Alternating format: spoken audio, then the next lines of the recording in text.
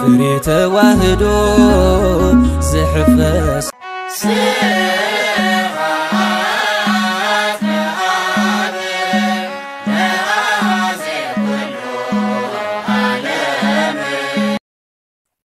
بسمع ومنفس قدوس أملاك هراي كورات هاتالتي مدب فريت واهدو كميك أنيهم نلو معتي إذا لكم أزيزلكم مدب أزيو وقتاوي كمون كلاتنا نمهارولون كنت قولون زكبات تمرتي زبال كويو زحجي ساعات أبي إثيوبيا أرثوذكس بيت كريستيان حفشاوي أبي إثيوبيان لكي أرثوذكس قت مزلو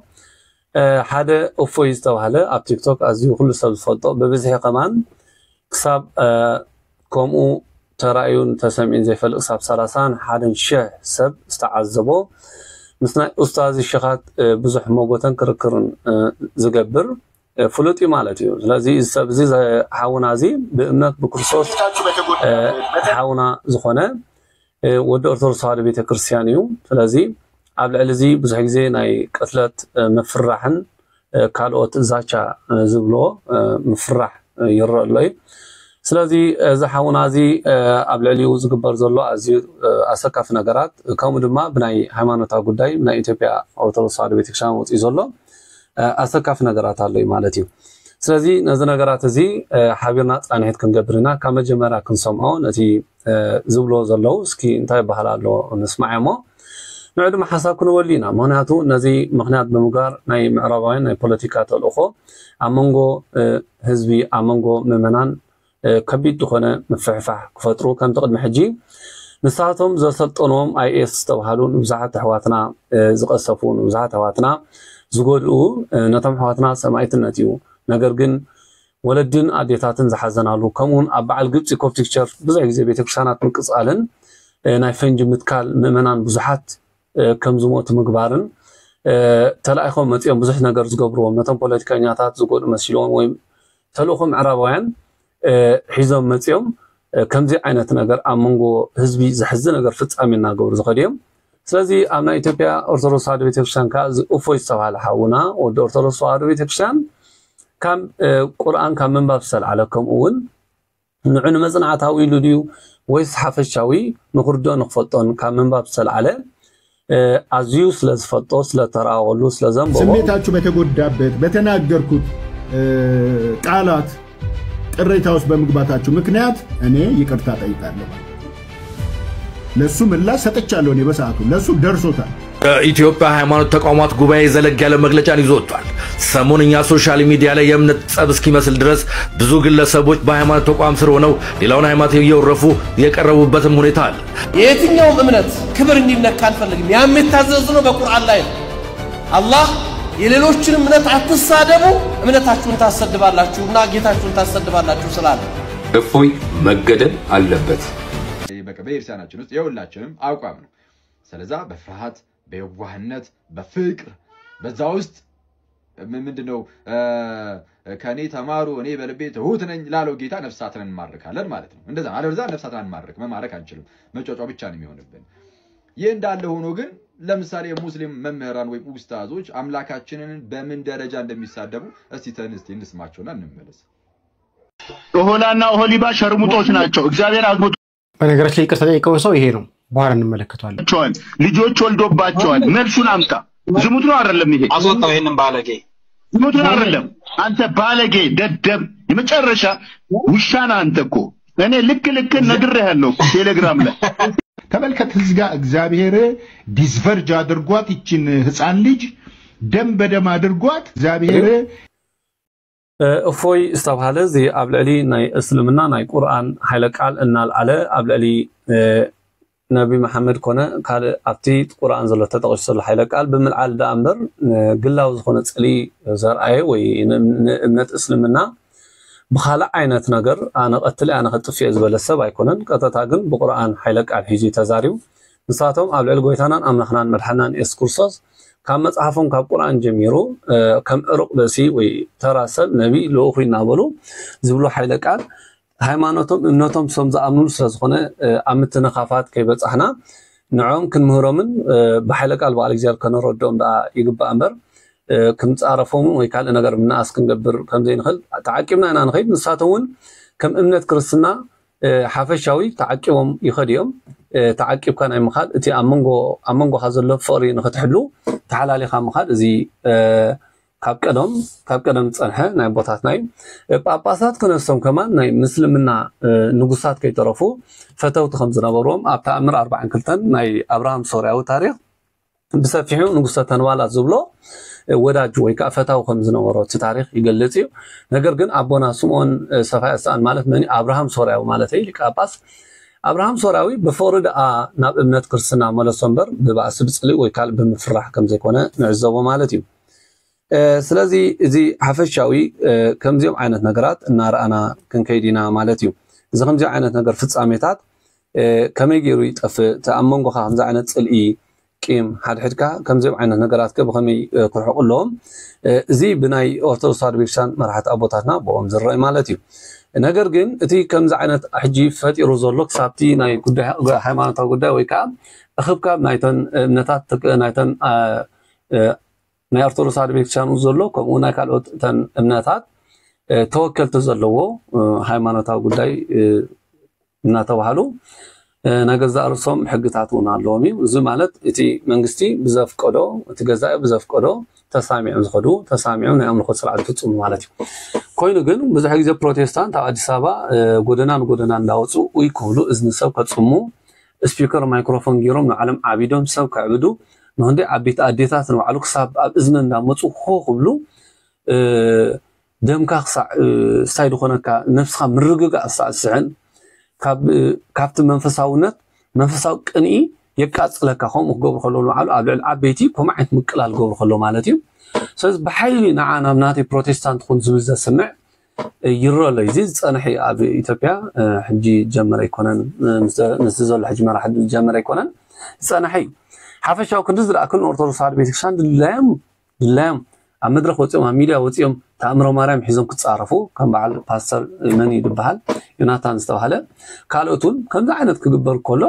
كاموچ حليفكا قال استغبر ነገር የለን ወይ ወጪኻ ውን ባሉ ወጋው ዝሆነ አግብ መባሉን ብዙህ ድኹም ዝሆነ ተዘኮይኑ ብዕልን መጠንቀታ አስተዋበ ይኮነን ኩሉ ጊዜ ሉሙድ አመሎም ይዝ ፕሮቴስታንት ወገብሩ ለሊ ኦርቶዶክስ ተዋህዶ كمون ناي مسلمنا أرتوس صادون أب إثيوبيا قد محجب زحنة فحم بأسن يراني ريو أخرارينات زبل مزحته قلنا بوليتيكال أجندة موعلي كل جزء خمسة وعشرة بأسات كراية خلنا ناب أجنداتات ناي معراويان سلواتو ويدما بناتاتهم مرحنات بناتاتهم أكايدا تمرحم زخديهم سلازي نزل كبزن حبرنا كروينا مو حلف ندابلكو نتي استوهلا ተነኩብን ያላችሁት ነብያችሁን ነው አምላካችሁን ወይንም ፈጣሪያችሁን ሳይሆን ነብያችንን በሃይማኖታችን ላይ ትልቅ ቦታ ያላችሁ ነብያችንን ነካ ነው ያላችሁት እኛስ ፈጣሪያችንን በዚህ ልክ ይሄ ተራግለሰብ እንደዚህ ከፍ ዝቅ አድርጎ የተሳደበውን ምን እናደርግ እስቲ መልሱልኝ አንድ ሀቅ ልንገራችሁ ባለጌ ልጅ ያላት እናት የሌላውን ልጅ ሄዳ ባለጌ ብላ የመስደብ ሞራሉ የላት ለምን የሷም ልጅ ባለጌ ስለሆነ እንደ እስልምና እምነት ተከታይ እፎይ ላይ ጣትን ከመቀሰር በፊት እንደዚህ አይነት ባለጌ የናንተ እምነት ውስጥ እንዳለ ማወቅ ነበረብን ስለዚህ የሚያስማማን ነገር ምንድነው ወደሚለው ብንመጣ ነው የሚሻለው እሱ ምንድነው የየትኛውም ቤተ እምነት አስተምሩ የራሱ እውነት የሌሎችን በማንቋሸሽ ሌሎችን ከፍ ዝቅ በማድረግ እንዲነገር አይፈቅድም የየትኛውም ቤተ እምነት አስተምሩ ወይንም ዶክትሪን ነገር ግን በዚህ ልክ የሌሎችን ያንቋሸሹ ከፍ ዝቅ ያደረጉ ያሉ አሉ ወይ ከተባለ አዎ የት ሁሉም ቤተ እምነት ላይ ህግ ባለበት ሀገር ሰው በኮንፊደንስ ወጥቶ እንደዚህ በቪዲዮ አድሬሱ የታወቀ ህግ ባለበት ሀገር ላይ ቁጭ ብሎ የሌላውን እምነት ይሳደባል ያንቋሸሻል ስለዚህ ህግን ያስከበርልን ሁላችንም የየራሳችንን ቤት እንመልከት አመሰግናለሁ እናመሰግናለን እንቀጥል ሰዓት እንዳላበዛባችሁ እምነት ክብር እንዲነ ጠይባነ ከማአርዌ ወይ ወሃነ ከመርጉ ማለት እዩ በላዓት ከምተመን ለውሃት ድማ ከምርግቢ ይኹኑ ዝብል ወንጌል ማቴዎስ ምዕራፍ 10 ቀዳማይ ነው ሐዋርያት ተዋህበ ናይ ተልእኮ ኃይለ ቃል እዩ ስለዚህ ብርግጽ አብ ገበል ኮይንካ ብልሁና ክትሕሎ ማለት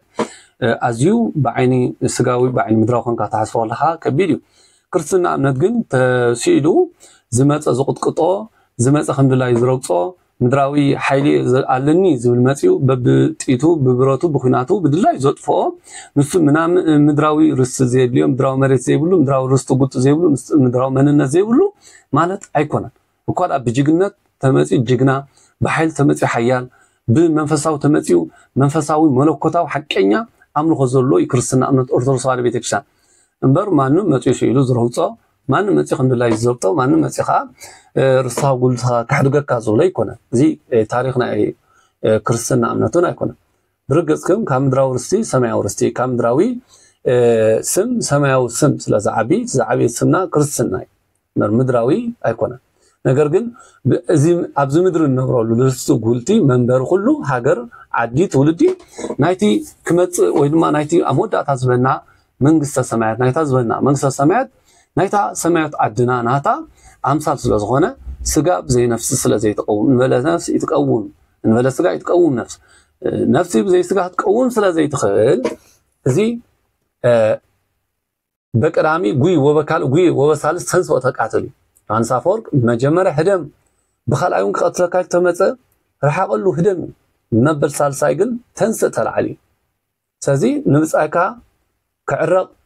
ለምኖ ካልኦ ሰባት ከይትካውን ወሲድካ ለምኖ ነበር ሳልሳይ ግን ከም አረምን ቁጽረይ ስለዚ እዚ ሕጎንጌል ስልካ ሙት ተቀተል ሲልካ ጥፋ ህደም ጥራሕት ብላይ ኮነትን ወንጌል ኩሉ ጊዜ ነቲ ዝመጽ ነገር ከከምቲ ዝግቦ ኢኻ መልስትዎ ማለት እዩ ሓፈሻዊ ንሕና ንእስልምና እምነት ንፈርሖም ብዝወልና ንኸይድ ንሃድመሎም ካብ ኩሉ ንርሕቆሎም ስእልና ኣይኮነን ታይዳ ተኸባቢርካ ከክብርካ ሒዝካ ታሪኽና ናይ ድሒት ታሪኽ ሕጂ መሊሽ መባእስ ከይኮነና ተዓቃቂብና ብዕቕበት ተዓቃቂብና ወይ ተሓላሊና ክንከይድ ስለ ዝግባይ ማለት እዩ እሞ بفقرينا جن كله نكرسنا أمنت أرثوذكس بيسان أحد حنا زلهم مفلات أمنت يكون سنة حساب برينسيبل كوني خل بزقب بقى جنت بزقب بقى هنا ده أمبر ببقى سبتلي بمفخخار بجهرة بوزة ترفيكونه وكارا كاب جهران لعلي جبري نهاية تاريخ أبوتاتنا حلف مزرع بجبري نتسألات إذا حفروا كدوسان أبوتاتنا جعان أبوتاتنا أرثوذكس بيتكشان إنا نركب مالتيو سلازي ካብ ናይ እስልምና እምነት ኣብ ኢትዮጵያ ዝረአ ዘሎ እዩ ኣብ ሸኻት ኣብ ካልእ ማለት እዩ ኣባና ኣብ ኤርትራ ኦርቶዶክስ ቤተክርስትያን ሓደ ግለሰብ ንእስልምና እምነት ዘይውክል ወፂኡ ክቐትል ክሓርር ይኸጥፊ ዝብል ኣብ ብዙሕ ሚድያታት ቅድሚ ሕጂ ክስማዕ ሪኹም ነርኩም ኢኹም ባእሳዕ ክንዲዚ ድዮም ዝፀልኡና ወይ ክሳዕ ክንዲዚ ድዩ እቲ መፅሓፎም ቁርኣን ኣብ ልዕሊ ክርስትና እምነት ኣብ ልዕሊ ክርስቲያን ፅልእ ዘለዎ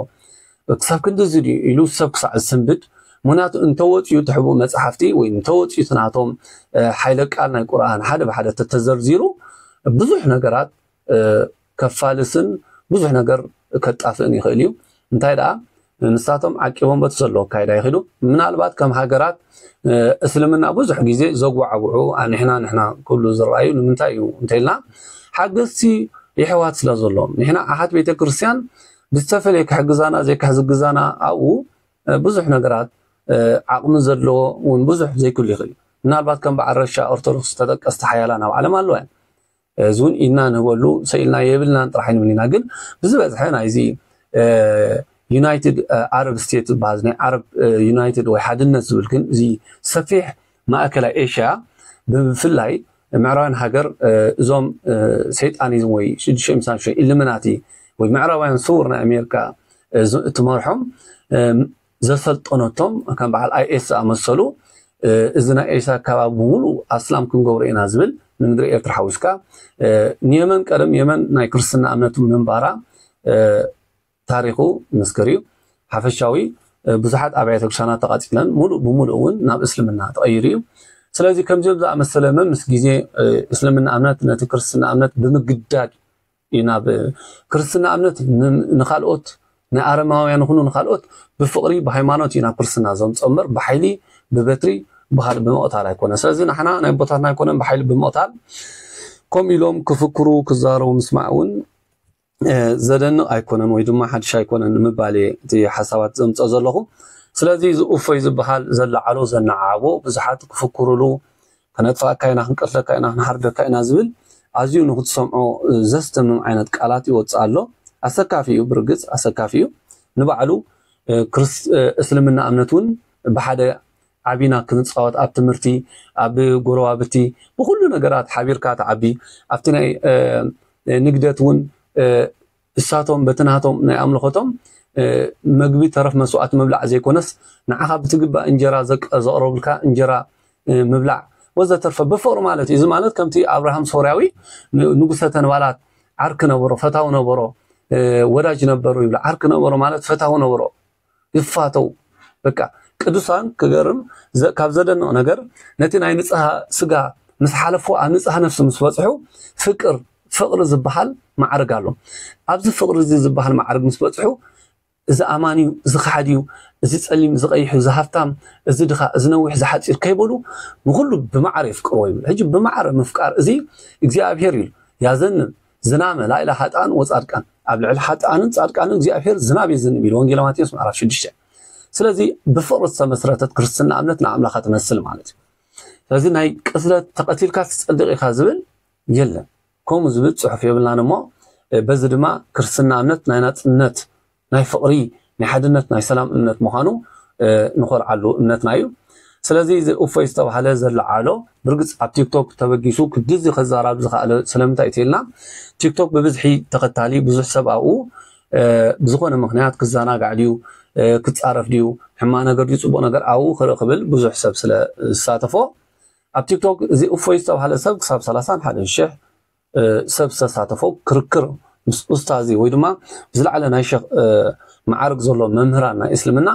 ክርክር ክማጎት ተራዩ አዝዩ ማሐያልን ብርቱዕን መጽናዕት ወሰደሉ ስለዝኾነ መልስ ክሳዕስኡ ብዙሓት ይሕፊርዩ ስለዚህ እቶም ኡስታዝታት ገሊኦም እንከባበር እምነትናይ ካል ኣይትተንክፍ እምነትካ እንት ከይተጽርፊ ዝብል መጽሐፍና እናበሉ ሰናገር ወሎይ ሓቢርና እንሰምዒና ስሜታ የሆነ ያዛባችሁ እምነት ክብር እንዲነካ አንፈልግም ያም የታዘዝነው በቁርአን ላይ ነው አላህ የሌሎችን እምነት አትሳደቡ እምነታችሁን ታሰድባላችሁና ጌታችሁን ታሰድባላችሁ ስላለ ይሄንን እናናደርግ የእስልምና ከነፍሳችን በላይ የምንወዳቸው ነብይ አንድ አይደለም 100 ጊዜ ፊዳ የምንሆንላቸው ነብይ መንካት ግን የዚህ ኡማ ክብር መንካት ስለዚህ ዝም እንደማንል ሊያቆት ይገባል እንደ ተቋም እንቅስቃሴ ተጀምሯል እስልምና ጉዳይ ተቋሙ ክስ ይመሰርታል ይሄን ድርጊት ዛሬም ትናንትም በፈጸሙ ሰዎች ላይ የህግ አስከባሪ አካላቶች ሰዎቹ በህግ ቁጥጥር እንዲሆኑ አላስፈላጊ ነገር እንዳይደረግ እንዲያደርጉ በህግ ተጠያቂ እንዲሆኑ እንጠይቃለን ህጋዊውን ስርዓት ተከትለን እንሄዳለን ስለዚህ የኛ አባቶችስ የት ናችሁ ያላችሁት በሏ ከተኛችሁበት ንቁ ውጡና እናንተም ጌታችን አምላካችን መድኃኒታችን ኢየሱስ ክርስቶስ ላይ አፋቸውን ያላቀቁ ባለጌዎች በህግ እንዲጠየቁና ዝም እንደማትሉ ተናገሩ የተሰደዳችሁለት የመነኮሳችሁለት የዚህን ዓለም ከንቱነት ትታችሁ ሁሉን ጥላችሁ የመነናችሁለት ጌታ በማንም ወጠጤ ሲሰደብ ዝም እንደማትሉ ተስፋ አደርጋለሁ መቼም የሲኖዶሱ ጉዳይ ከጌታ ያንስም ቢበልጥ እንጂ ስለዚህ የሲኖዶሱ ጉዳይ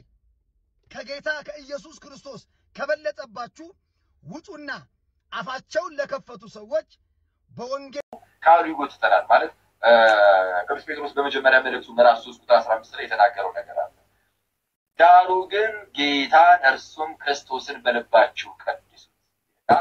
በእናንተ ስላለው ተስፋ ለሚጠይቋችሁ ሁሉ ለመመለስ ዘወትር የተዘጋጃችሁ ሆኑ ይልና ነገር ግን በየዋህነትና በፍርሃት ይሁን ይላል በየዋህነትና በፍርሃት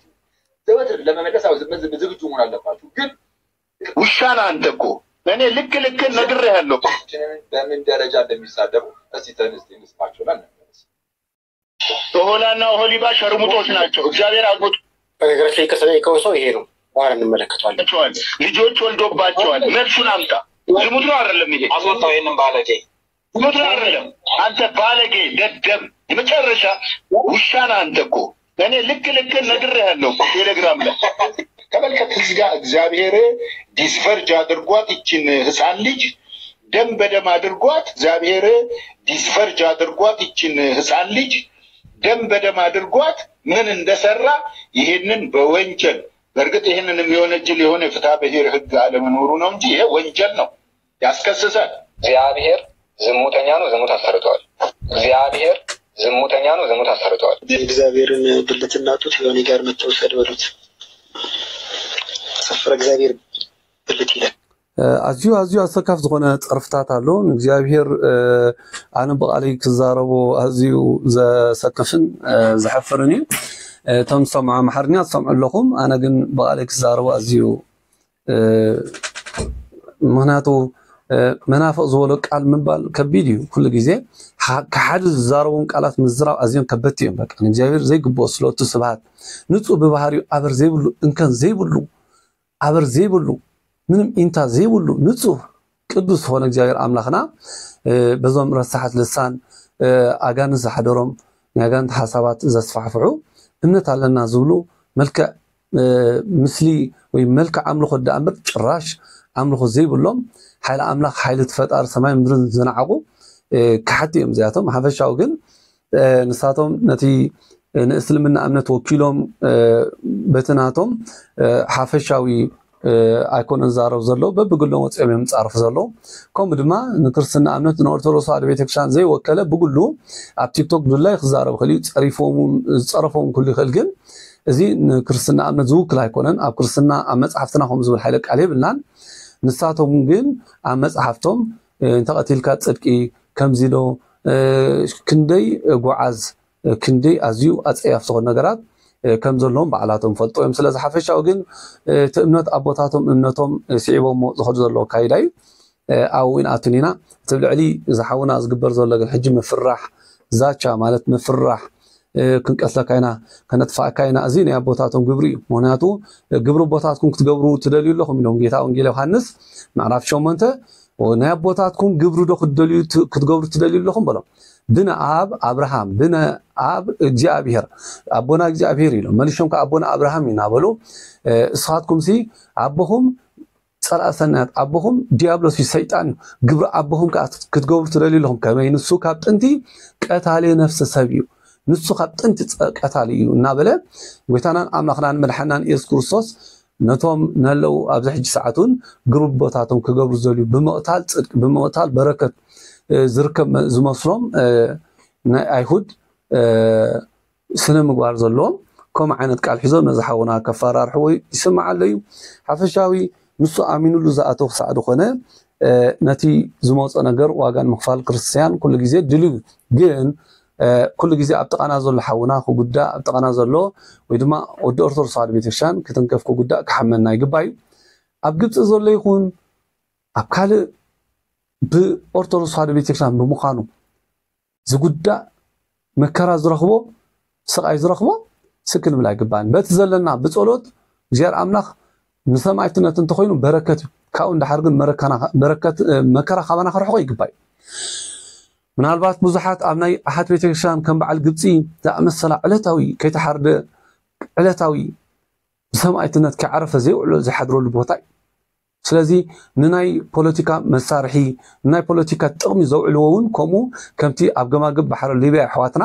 ብሰማዕትነት ንዖም ሰማዕትነት ምዕራባውያን ሃገራት ግን ንኣጀንዶኦም ንረብሓኦም ነበረ ተሓሳብ ንሳቶም ህዝቢ ኣብ ልዕሊ ህዝቢ ኣላዓይሎም ኣናዓይቦም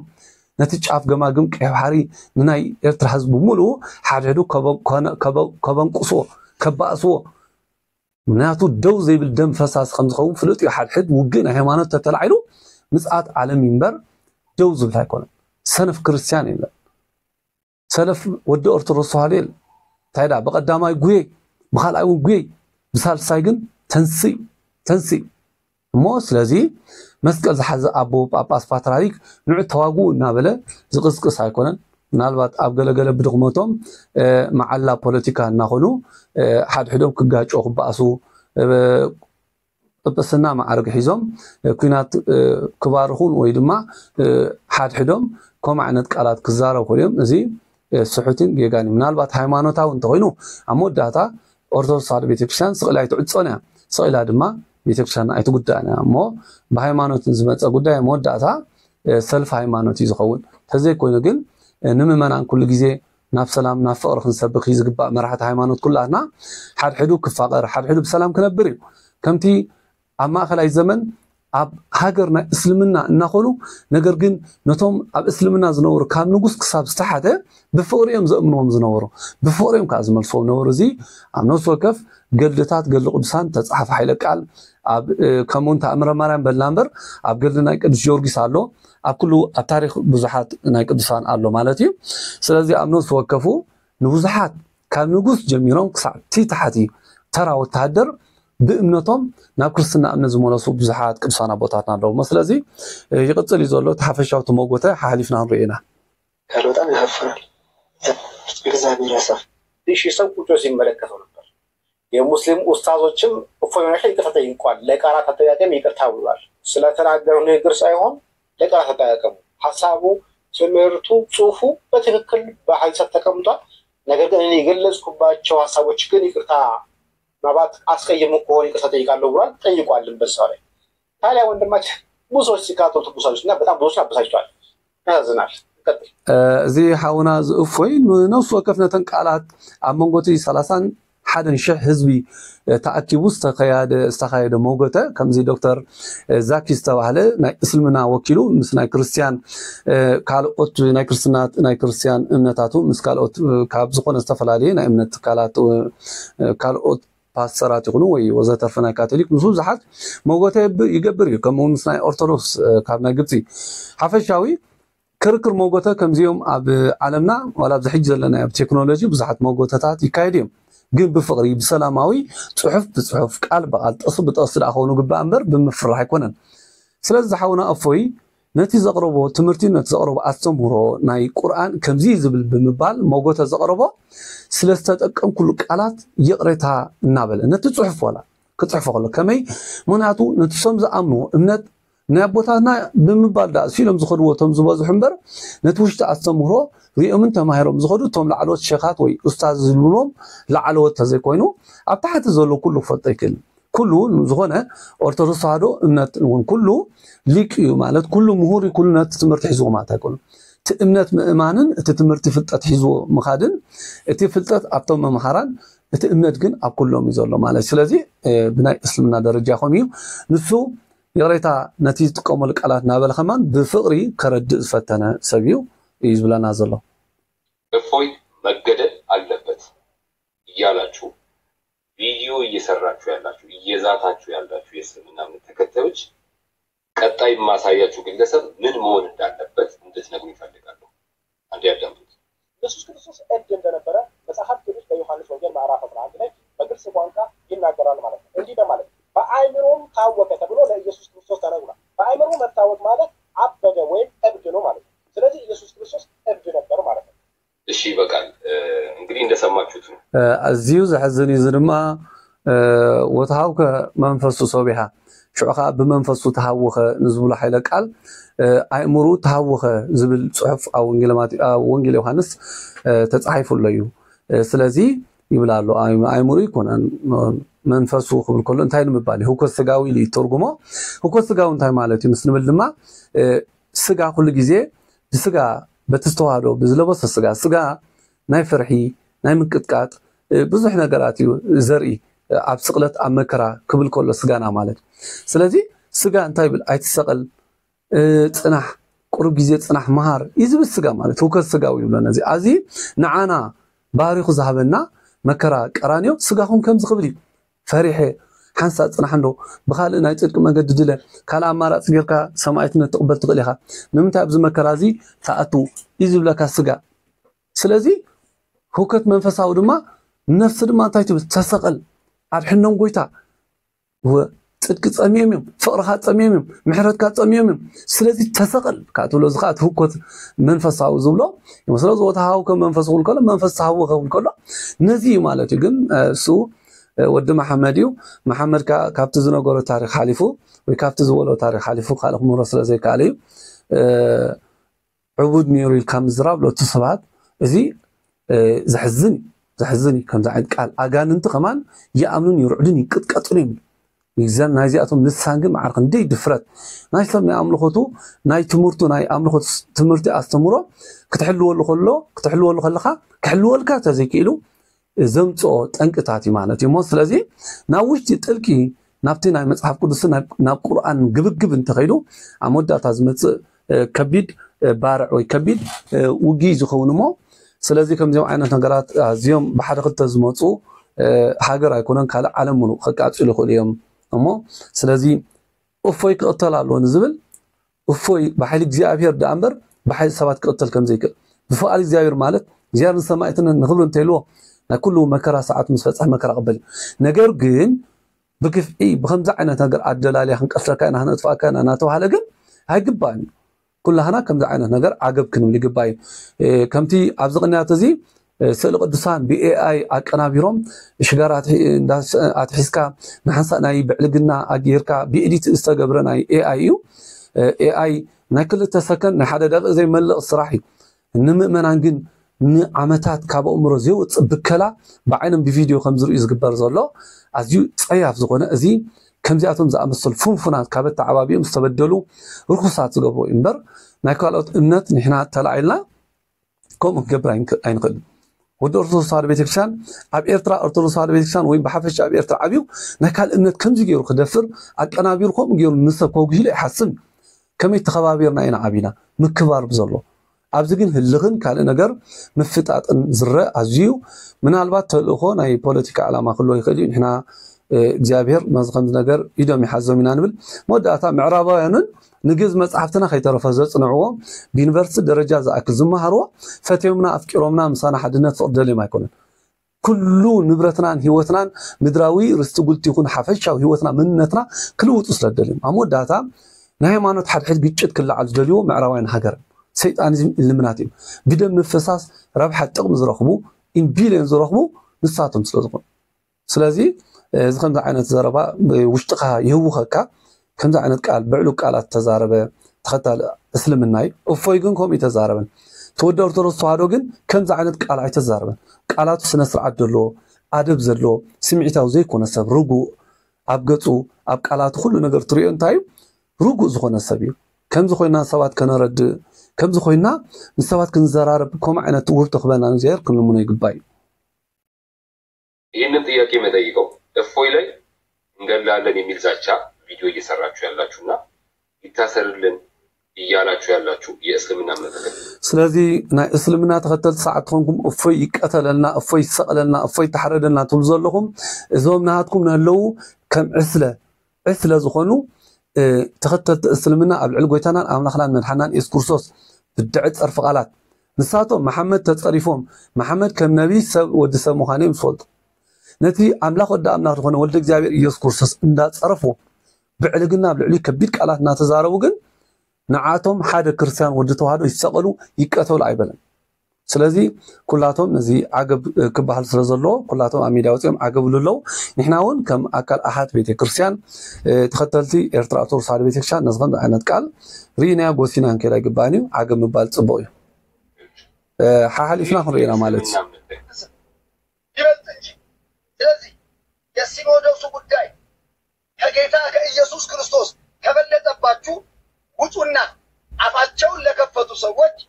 በወንጌል ላይ የተገዳደሩ በጌታ ላይ አፋቸውን ያላቀቁ ሰዎች ላይ እርምጃ እንዲወሰድ በህግ ሊሆን የፍትሐ ብሔር ህግ አለመኖሩን ሰላም አለይኩም ስሙኝማ እዚህ ጋር ያለው አምላክ ማለት ነው ብቻውን ማሰብ እንደማይችል ታውቃላችሁ እዚህ ጋር ያለው አምላክ ብቻውን ማሰብ አይችልም ይሄን ብቻውን ማሰብ አይችልም ይሄን ብቻውን ማሰብ አይችልም እግዚአብሔር ዝሙተኛ ነው ዝሙት አሰርቷል እግዚአብሔር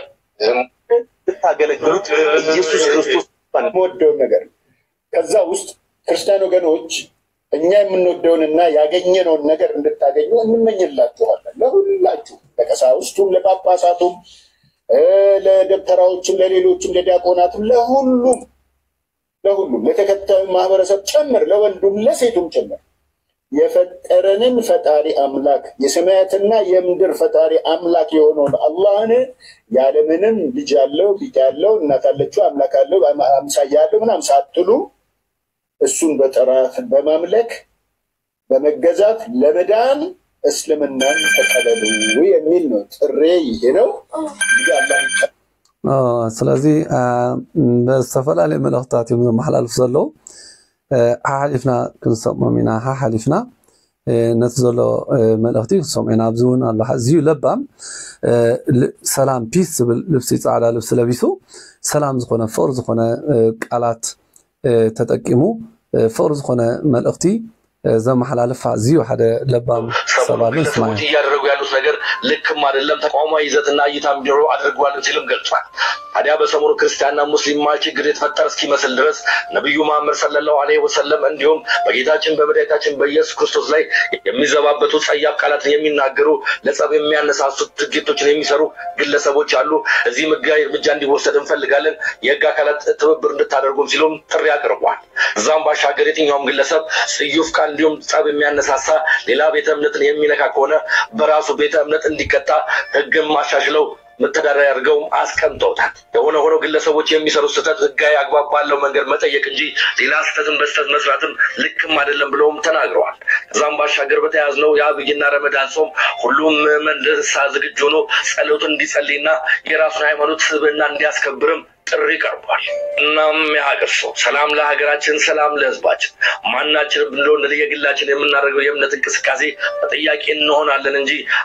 አንዱን በመውረፍ የሚመጣ ክብርም የሚመጣ እምነት አስተምሮም የለም። ስለዚህም ሁላችንም በየቤታችን ሰከን ብለን ወደ ቀልባችን ተመልሰን የራሳችንን እምነት አጠንክረን የምንሄድበትን መንገድ እንፍጠር እላለሁ።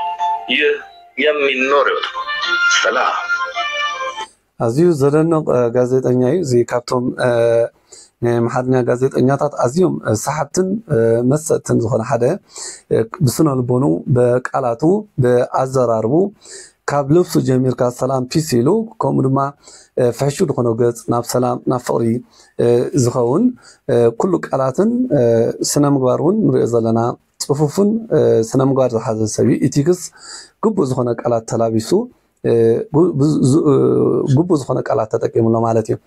አዚዩ ዘደንቅ ቃላት እዩ ተዛሪቡ ኩሉ ግዜ ናብ ሰላም ክንሰብኽ ኣለና፣ ሰላም ክንመር ኣለና፣ ስለ ሰላም ክንዝምር ኣለና፣ ስለ ሰላም ኩሉ ግዜ ሰላም ክንመር ኣለና እሞ አስላሙን ኢስላም ናይ ሰላም እምነት ናይ ሰላም ሃይማኖት እዮም ዝብልዎ። ስለዚ سم لحرتك سب كنا طفينا نبلنا هنقتلينا نبلكا أكالوت أحد بيتك سنة وزقبر نتقنا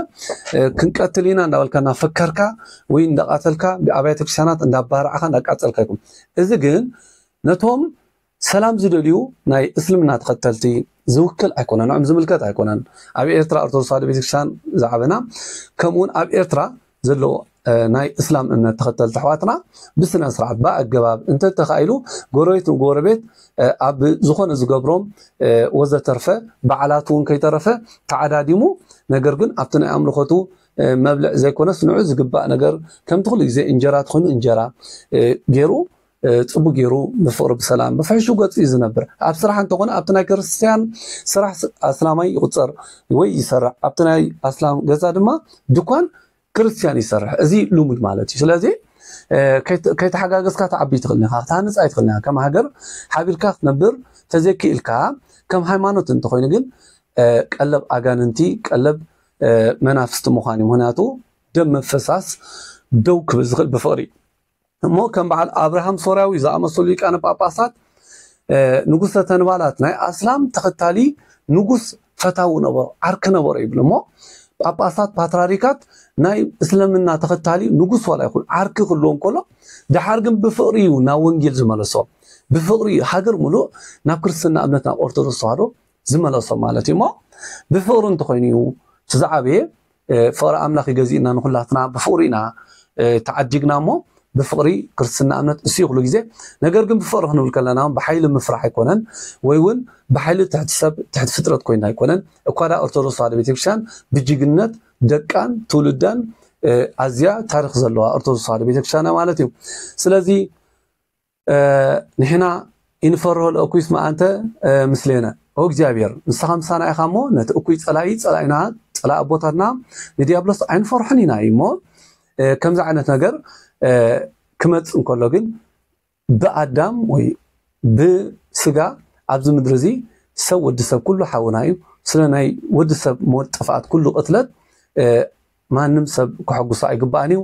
እቶም ነቅተሎ ከምዝ ንግበሮ ዝብል ዘሎ ድማ ልሳኖም ከዕቅቡ ነዛ ዓይነት ነገር ስነ ምግባር ዘይብሉ ስነ ምግባራዊ ሕማቅ ነገር ከቆጠቡ እፎይ ሓውናውን ምስቶም ኡስታዚ ወይ ምስቶም ሸኻት ዓበይቲ መራሕቲ ሃይማኖት ብዝግባእ ክሳዕ ዝተዛረበ ንሳቶም ክሳዕ ዝተቐበልዎቲ ክርክር መውገተ ክቕፅል ይግባእ ክሳዕ ዘይፈተዎ ግን ብሓይሊ ይኮነን ኩሉ ግዜ ብፍቕሪ ምንባር ንዕውን ናይ ጸሎት ናይ ጾም ግዜ ከልዎ ምስ እግዚአብሔር ዝዘራርብሉ ግዜ ከልዎ ከም ክርስትና ክንምዕዶ እሱ ፍልጠት ውሒድዎ ማለት ዘይኮነ እኳ ደኣ ብልቦና ብምስትውዓል ብምንባብ ኣዝዩ በሊሑ ንኦርቶዶክስ ተዋህዶ ቤተክርስትያን ኢትዮጵያ ወኪሉ መምህር ኢሉ ይኮነን ወፂኡ ብግሉ ግን ዝፈለጦ ፍልጠት ከፍልጥ ኢሉ ተበጊሱ ማለት እዩ ዕንቅፋት ተኮይኑ ግን ካብ ከእንቀፍ ኩሉ ሰብ ንሱ ንገዛእ ርእሱ ክጥቀመሉ ብዝኽእል መንፈሳዊ ኣገልግሎት ከገልግል ብዝግብኦ ድማ ነቲ ኣብ ውሽጢ ቤቱ ዘሎ ንናይ ክርስትና እምነት ኦርቶዶክስ ተዋህዶ ቤተክርስትያን ተኸተልቲ ብስብከት ብሓድሽ መልክዕ ብትምህርቲ በቃል ኣምላኽ በቃል እግዚአብሔር ብወንጌል ብቅዱስ መጽሓፍ ቅዱስ መፅኡ ክምህር ከምኡ ክኸውን እዚ ብወገነ ኣነ ከም ናተይ ናይ ንኩላህና ተኸታተልቲ ነዝመደውን ዝብሎ ነገር እንተሎ ንሱ ማለት እዩ እምበር ማንም መፅኡ ተሲኡ ንቕተሎ ንፋሓንጭሮ ነጥፋዩ ንሰይፎ ንሳቶም ሰየፍቲ መን ተሰየፊ ስለዚ ከምዚ ዓይነት ምጉዕባዕ ከምዚ ዓይነት ኣንነት ካብ ናይ ካልኦት ንዖም ብእምነት ዝመስልኦም ናይ ደገ ዝመፅእ ጥቕማ ወይ ድማ እንታይ እዩ ጉሩብ ዘራይ ንኻልእ ከፋራርሕሉ እዚ ጉባኤ ኣይኮነን ብዙሕ ግዜ ኦርቶዶክስ ተዋህዶ ቤተክርስትያን ወላ መራሕታ ኣቦታትና ስቕበሉ ተዓገሱ ክብሉ ከለዉ ንደቆም ስቕበሉ ተዓገሱ ደቅና እንዳበሉ ኩሉ ግዜ ከም ጅጁ ከም ፈራሕ ክሳዕ ዝገብርዎ ከምኡ በቶም ፖለቲካውያን ይጥቀጡ እዮም ነገር ግን ፈራሓት ኮይና ኣይኮነን እኳ ደኣ እቲ ስቕ ዝበለ ፈራሕ ዝመስል እቲ ትዕግስቲ ዘብዝሕ ክትስቕ ከሎ ንሱ ዝሓየለ ንሱ ዝበርትዕ ማለት እዩ ስለዚ ከዓ ኩላቶም ዝፈልጥዎ ሓቂ እዩ ምዕራባውያን ሃገር ብዝተፈላለዩ መንገዲ ኣጀንዳታት ብዙሕ ፈቲኖም እዮም ዘይከኣልዎ ነገር እንተሎ ግን እቲ ናይ ኦርቶዶክስ ተዋህዶ ቤተክርስትያን ደቃን ትዕግስትን ናይ ኣምልኾት ስርዓት ኣገባብን እዩ እሞ ነዚ ፅቡቕ ስነ ምግባር ነዚ ፅቡቕ ሃይማኖታዊ ዕቤትና ስርዓትና ሓሊና ብግቡእ ብዝግባእ ምስ ናይ ተኸተልቲ እስልምና ይሕዋትና እዮም ከምቲ ብፍቕሪ ንነብሮ ኩሉ ግዜ ብፍቕሪ እንዳነበርና ሰላም ጌርና ክንከይድ እግዚአብሔር ምስተውዓል ይሃበና ነዚ ዘሎ ኣብ ናይ ኢትዮጵያ ተፈጢሩ ዘለውን ኩሉ ግዜ ከምቲ ልሙድ ኮይኑ ክሓልፍ ተራዳድዮም ሰላም ጌሮም ክሓልፍ እምበር ቅድሚ ሕጂ ብዙሕ ግዜ ንዓብታት ተላዒሉ ኣብ ዝተፈላለየ ኣብ ጎንደር ይኹን ኣብ ኣክሱም ኣብ ቀረባ ግዜ ኣብ ኣክሱም ብዛዕባ ነተን ተምሃሮ ናይ ምስልምና ስለምንታይ ከይትሽፈና ትብልዎን ኣለኹም ወዘተርፈ መስጊድ ምስራሕ ዘይምስራሕ ብዙሕ ነገር የባእሶም እዩ ብዛዓዲ ብዙሕ ነገራት ክህሉ ይኽእል እዩ ሕማም ጎረቤት ተላባዓይ እዩ ኩሉ ግዜ ክመፅእ ይኽእል እዩ ከምዚኦም ዓይነት ነገራት ፈተናታት ሓደ ኤርትራዊ እዩ ዝብል እውን ናይ እስልምና ኤርትራ ተኸታሊ እዩ ዝብል ኣነ ንክርስቲያን ቀቲለ ይፀድቕ እየ ጀነት እየ ዝኣቱ ወይ ገነት እየ ዝኣቱ እናበለ ብናቱ ብዕልግና ኣብ ቁርኣን እንዳጠቐሰ ዘተርፈ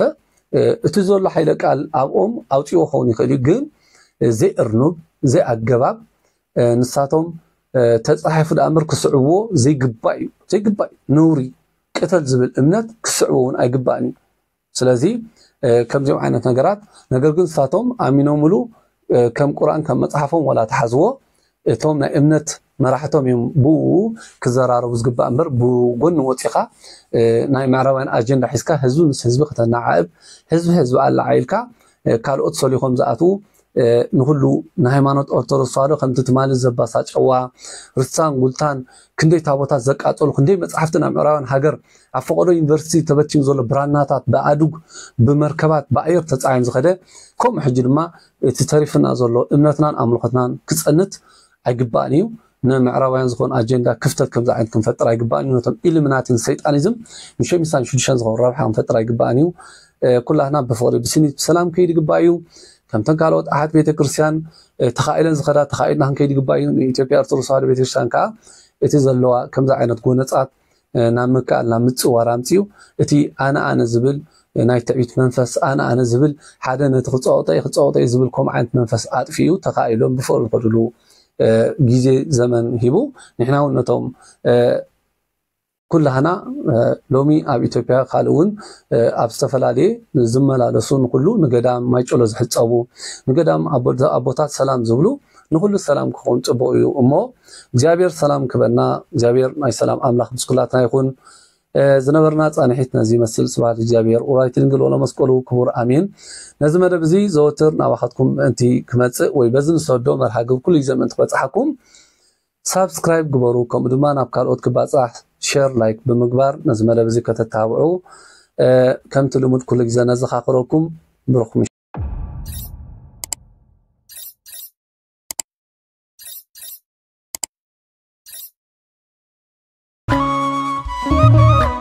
فريت واهدو زحفس